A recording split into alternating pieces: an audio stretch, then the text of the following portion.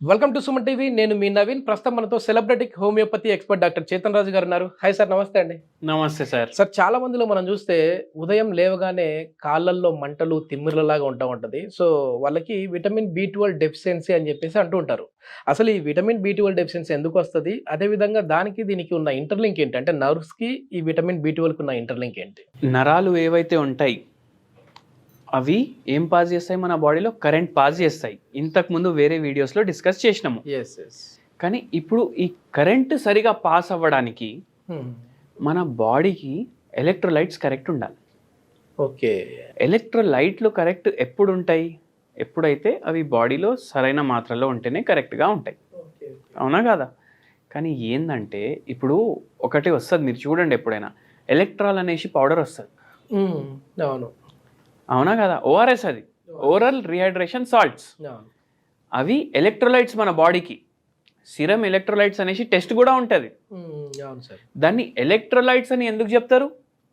ఎందుకంటే అవి ఈ ఎలక్ట్రిసిటీని ఏదైతే నరాలు పాస్ చేస్తాయి కదా, అవి సరిగా పాస్ చేయాలి అంటే ఆ ఎలక్ట్రోలైట్స్ సరైన మాత్రలో బాడీలో ఉండాలి. ఓకే. మనం బ్యాటరీ పాజిటివ్ నెగిటివ్ పెట్టినట్టు. ఇప్పుడు సెల్ ఫోన్ బ్యాటరీ ఉంటుంది, దాంట్లో లిథియం ఉంటుందా ఉండదా? అది ఎలక్ట్రోలైట్ దానికి. ఇప్పుడు మన బాడీలో అట్లనే సోడియం, పొటాషియం, కాల్షియం, ఇవి ఎలక్ట్రోలైట్లు, ఇంపార్టెంట్ ఎలక్ట్రోలైట్లు. వేరేవి కూడా ఉంటాయి. మీకు ఇంకోటి గమ్మత్ చెప్తాను ఏంటంటే, ఇప్పుడు ఫోన్లో బ్యాటరీలో లిథియం ఉంటుందా? లిథియం మొత్తం భూలోకంలో తక్కువ మాత్రలో ఉంది.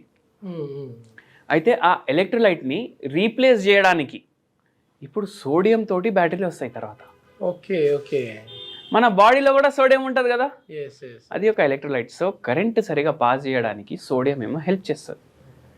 ఇప్పుడు ఏమవుతుందంటే, ఈ ఎలక్ట్రోలైట్లు తగ్గినా ప్రాబ్లం, B12 తగ్గినా ప్రాబ్లం. ఎందుకంటే ఏదైతే మైలిన్ షీత్ ఉంటుంది కదా, ఏదైతే వైర్ ఉంటుంది కదా, అది దాని పై భాగం డ్యామేజ్ అయింది అనుకోండి, ఈ ఎలక్ట్రోలైట్ ఒక్కొక్కసారి సరిగా ఉంటే కూడా సరిగా పని చేయవు.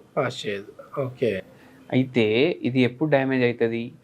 B12 డెఫిషియన్సీ ఉంటే డ్యామేజ్ అవుతుంది. ఓకే. ఇప్పుడు ఏమవుతుందంటే, మన దగ్గర B12 తగ్గింది అని మన బాడీలో ఎట్లా తెలుస్తుంది సార్? అసలు ఎట్లా తెలుస్తుంది అంటే, ఇప్పుడు ఒక 4 నెలల బ్యాక్ ఒక పేషెంట్ వచ్చారు.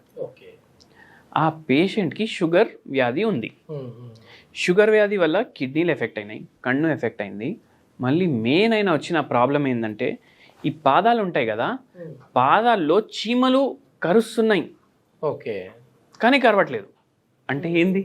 చీమలు కరుస్తున్నట్టు అనిపిస్తుంది ఆయనకు. ఎప్పుడు? పడుకున్నప్పుడు. నడవడానికి చూస్తే, ట్రై చేస్తే మొత్తం నంబున్నాయి కాళ్ళు, స్పర్శ లేదు. అట్లనే నడుచుకుంటా ఎన్నోసార్లు పడుతూ ఆగిపోయారు. ఇట్లా గొడవ పట్టుకొని నడుస్తారు. B12 ఫుల్ డెఫిషియెంట్ ఉండే. అయితే డాక్టర్ ఏం చేసిండ్రు? సప్లిమెంట్లు ఇచ్చిండ్రు ఈ పేషెంట్కి. అయినా B12 పెరగలేదు. అయితే ఏం చేసిండ్రు? ఇంజెక్షన్లు ఇచ్చిండ్రు. ఏమైంది? ఇప్పుడు ఇంజెక్షన్లు ఇచ్చిన తర్వాత వారం తర్వాత టెస్ట్ చేసుకున్నారు అనుకోండి, 1200, 1400 అనేసి చూపిస్తుంది. డైరెక్ట్ బ్లడ్లోనే పోతుంది కదా, చూపిస్తుంది. మళ్ళీ ఒక నెల తర్వాత చూసుకుంటే ఉండలేదు. B12 కూడా యూటిలైజ్ చేసుకోలేకపోతుంది బాడీ. అయితే ఇప్పుడు హోమియోపతిలో ఎట్లా అంటే, మనం రూట్ కాజ్ని ట్రీట్ చేస్తాం. ఓకే. ఈ పేషెంట్ మన దగ్గర వచ్చిండ్రు, ఇవన్నీ సిమ్టమ్లు చెప్పిండ్రు. దాంతోపాటు ఏమన్నారంటే, నాకు రైట్ లెగ్ లాగుతుంది, రైట్ లెగ్ వెనక్కి లాగుతుంది మొత్తం. అంటే లాగడం కూడా మనకు తెలుస్తుంది కదా, మొత్తం పైనకెళ్ళి కింద వరకు లాగుతుంది. కానీ అట్లా లాగుతలేదు. నాకు ఎట్లా అనిపిస్తుంది అంటే, ఎవరో వెనకాల నుంచి నా కాళ్ళు లాగుతున్నారు, అట్లా అనిపిస్తుంది ఆయనకు. అయితే ఇవన్నీ సిమ్టమ్స్ మనం కన్సిడరేషన్లో తీసుకుంటాం. ఇట్లా వెనక్కి లాగినట్టు ఫీలింగ్ వస్తుందంటే దానికి కూడా రెమెడీ చేంజ్ అవుతుంది. ఓకే. ఇప్పుడు ఓన్లీ న్యూరోపతికి ఇవ్వం మనం. న్యూరోపతి ఉండి ఇట్లా వెనక్కి లాగినట్టు ఫీలింగ్ ఉండాలి, స్పర్శ లేకుండా ఆ రెమెడీ దానికి కూడా పనిచేయాలి, పడుకున్నప్పుడు చీమలు కరిచినట్టు పేషెంట్కి ఉండాలి. ఇవన్నీ కవర్ అయ్యి, ఇవన్నీ కన్సిడర్ చేసి, మళ్ళీ షుగర్ వ్యాధి కూడా ఉంది పేషెంట్కి, ఇవన్నీ కన్సిడర్ చేసే మనం హోమియోపతి మందులు ఇస్తాం. పేషెంట్ ఫీమేల్ పేషెంట్ మళ్ళీ. ఓకే. అయితే ఇంకోటి ఏమన్నారంటే మనం అడిగినాము, మీకేమైనా టెన్షన్ ఉందా? నాకేమీ టెన్షన్ లేదు సార్ అన్నారు. ఒకసారి ఆలోచించండి, ఇవన్నీ వచ్చే ముందు మీకేమైనా టెన్షన్ ఉండేనా? అయితే వాళ్ళ మొగుడుతో వచ్చిర్రు. ఓకే. అయితే ఆ సార్ ఏమన్నారంటే, సార్ ఈమెకి ఏం టెన్షన్ లేదు, ఒక్క బాధ లేదు, తినడానికి మంచి మంచి తిండి ఉంది, మేము బాగా ఆస్తులు ఉన్నాయి, మంచిగా పిల్లలు సంపాదిస్తారు, నాకు రియల్ ఎస్టేట్ బిజినెస్ ఉంది, నాకు మంచి ఆమ్దాన్ ఉంది, ఏం ప్రాబ్లంలే లేవు లైఫ్లో. కానీ ఈమె ప్రాబ్లంలు సృష్టించుకుంటుంది అన్న. ఓకే. అంటే అయితే సైకలాజికల్ కాదు, ఇప్పుడు మీకు చెప్తే మీకు తెలుస్తుంది. ఓకే. మనం ఆల్మోస్ట్ ప్రిస్క్రిప్షన్ ఇచ్చేసినాము అప్పటికే. అంటే ఏం సార్ మీరు చెప్పేదంటే, అప్పుడైనా చెప్పిండు, ఇప్పుడు నేను బయటికి పోతానా, ఇంటికి రాగానే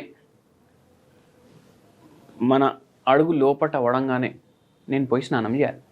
ఓకే. మొత్తం తిరిగి వచ్చినావు కదా బయట, ఏమేమి అంటుకొని తీసుకొని వచ్చినావు ఇంట్లో, ఓకే, స్నానం చేయి. ఇప్పుడు పని ఉండదు మొత్తం రోజు, అయినా ప్లేట్లు తీయడం, వాష్ చేసిన ప్లేట్లు తీయడం, దాన్ని మళ్ళా సాఫ్ చేయడం బట్టతోటి. OCD type. ఓసిడి టైప్ కాదు, ఓసిడీనే. మళ్ళా పెట్టాలి. మళ్ళీ ఇప్పుడు ఎవరైనా బాత్రూమ్ టాయిలెట్ కూడా వెళ్ళిరు అనుకోండి, మళ్ళా స్నానం చేయి. ఓకే. ఇట్లా అతి శుభ్రత రోగం ఆ పేషెంట్కి ఉండే. నేను అడిగిన, మీకు ఈ చిన్న చిన్న జాయింట్లలో కూడా ప్రాబ్లం ఉందా, నొప్పి అవుతుందా అని అడిగిన. అప్పుడు అరే అవును సార్, నేను చెప్పడమే మర్చిపోయినా మీకు, నాకు ఈ చిన్న చిన్న జాయింట్లో ఫుల్ నొప్పి ఉంది అన్నారు. మనం ఎట్లా చెప్పినాం, ఓసిడి పేషెంట్లకు ఇది అవుతుంది. ఇట్లా ఉంటుంది. ఓకే. ఎందుకు అవుతుంది, ఎంత పని చేయాలి అంత చేయకుండా ఫుల్ డే చేస్తూనే ఉంటారు. ఓకే. ఓకే. 4 పూటలు స్నానం చేస్తారంట. ఆ లెవెల్లో ఉండే. మళ్ళీ దీనికి ట్రీట్మెంట్ ఇదేమైనా రోగమా సార్ అని అన్నారు. మేడం, ఇది రోగం అని అనుకోకండి మీరు, మీకు మెంటల్ అని చెప్తలేను నేను, కానీ ఏందంటే దీనివల్ల కూడా వేరే వేరే రోగాలు వస్తాయి. అయితే ఇవన్నీ కన్సిడర్ చేసి మనం మందులు ఇచ్చినాము. ఓకే. పేషెంట్కి మంచిగా తగ్గింది. నరాల నొప్పులు 3 నెలల్లో తగ్గిపోయినాయి. ఎన్నో ఏండ్ల నుంచి ఉన్న పరేషాని 3 నెలల్లో తగ్గిపోయింది. షుగర్ వ్యాధి రివర్సల్ కోసం కూడా నడుస్తుంది ట్రీట్మెంట్. అండ్ ఈ ఓసిడి ఏదైతే ఉంది కదా, ఫస్ట్ నెలలోనే 90% తగ్గిపోయింది. ఓకే. అయితే అంత బ్యూటిఫుల్ ఉంటుంది హోమియోపతి. మళ్ళీ దాని తర్వాత ఈ పేషెంట్కి డైట్లు కూడా చెప్పినాం.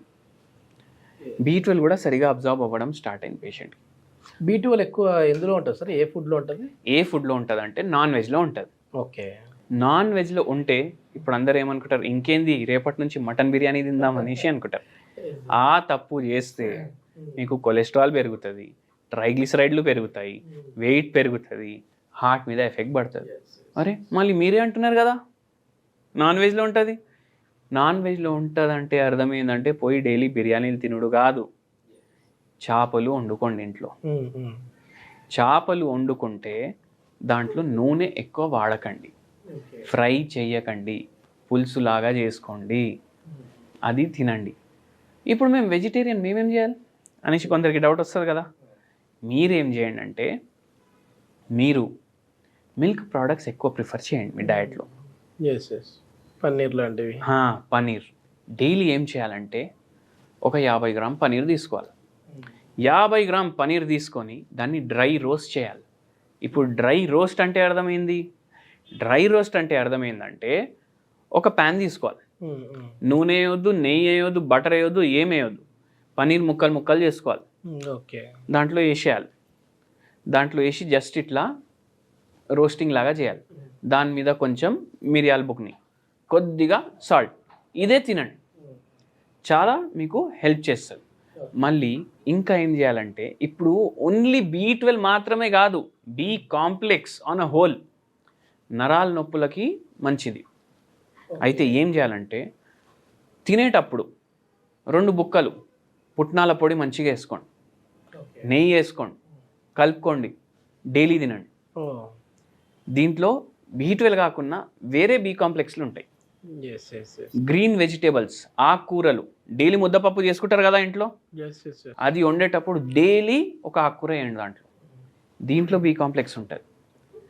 ఇవి మార్పులు చేసుకోండి. పనీర్ మాత్రం చేయండి.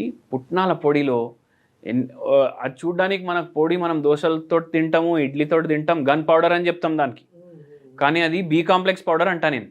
ఓకే. మనం గన్ పౌడర్ అని హోటల్లో పెడతారు కదా, గన్ పౌడర్ అనేసి, గన్ పౌడర్ కాదు అది, బి కాంప్లెక్స్ పౌడర్ అది. ఓకే. ఓకే. సో అంత బెనిఫిషియల్ ఉంటుంది. పప్పుల్లో చాలా ఎక్కువ ఉంటుంది. పెసరపప్పు వాడండి, పెసరపప్పుతో కూడా మనం ముద్దపప్పు తయారు చేసుకోవచ్చు.